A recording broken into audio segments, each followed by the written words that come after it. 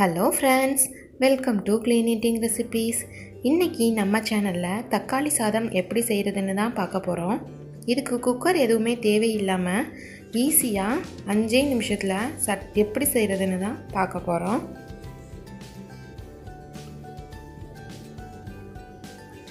இதுக்கு சாதத்தை இந்த மாதிரி உதிரி உதிரியாக வறுத்து அதை நல்லா ஆற வச்சுக்கோங்க. இப்போ ஒரு பேனில் 2 டேபிள் ஸ்பூன் ஆயில் சேர்த்துக்கோங்க. அதுக்கு கொஞ்சமாக கடுகுளுந்து பொரிய விட்டுக்கலாம். ஒரு கொத்து கருவேப்பிலை சேர்த்து வெடிக்க விட்டுக்கோங்க. ஒரு மீடியம் சைஸ் ஆனியனை இந்த மாதிரி குட்டி குட்டியாக கட் பண்ணி சேர்த்துக்கலாம். 8 பல் பூண்டை இந்த மாதிரி தட்டி மட்டும் சேர்த்துக்கோங்க. 1/2 ஸ்பூன் ஜீரகம் ஆட் பண்ணிக்கோங்க. எல்லாத்தையும் ஒன்றா சேர்த்து நல்லா வதக்கி எடுத்துக்கோங்க. கண்டிப்பாக பூண்டு சேர்க்கணும். பூண்டு தான் இதில் இருக்கிற மெயின் ஃப்ளேவரே. அது கூட ஒரு பச்சை மிளகாயை இந்த மாதிரி 2ஆக கட் பண்ணி சேர்த்துக்கிறேன். எல்லாமும் நல்லா வதங்கி வரணும்.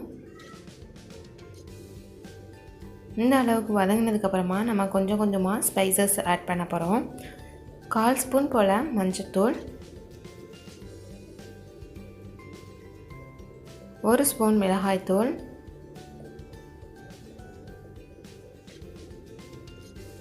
1 ஸ்பூன் மல்லித்தூள் ஆட் பண்ணிக்கோங்க.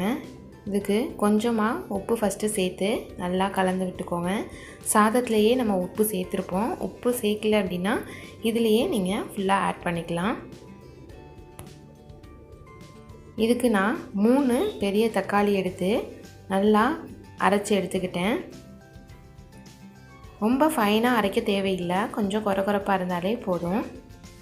நல்லா பழுத்த பழமாக எடுத்துக்கோங்க.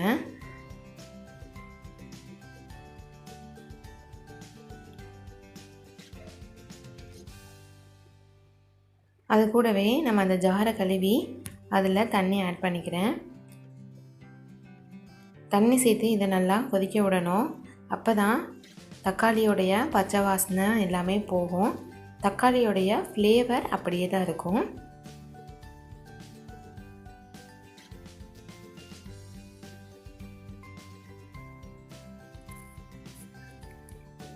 கொஞ்சமாக கொத்தமல்லியும் சேர்த்துக்கிறேன்.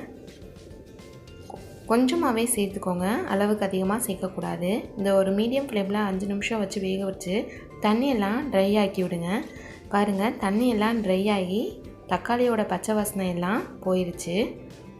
ஆயிலும் நல்லா பிரிஞ்சு வருது. அவ்வளோதான், நமக்கு தக்காளி சாதம் ரெடி ஆகிறதுக்கான தாளிப்பு ரெடி ஆயிடுச்சு.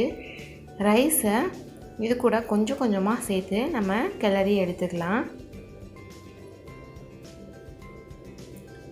எல்லாத்தையும் ஒரு ஏரியா சேர்த்துடக்கூடாது, கொஞ்சம் கொஞ்சமாக சேர்த்து கிளறி எடுத்துக்கோங்க.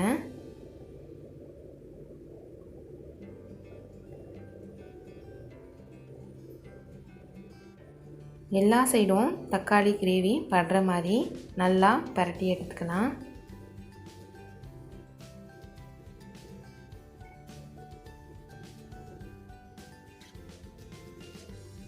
அது கூட 1 ஸ்பூன் நெய் சேர்த்து கிளறிக்கோங்க.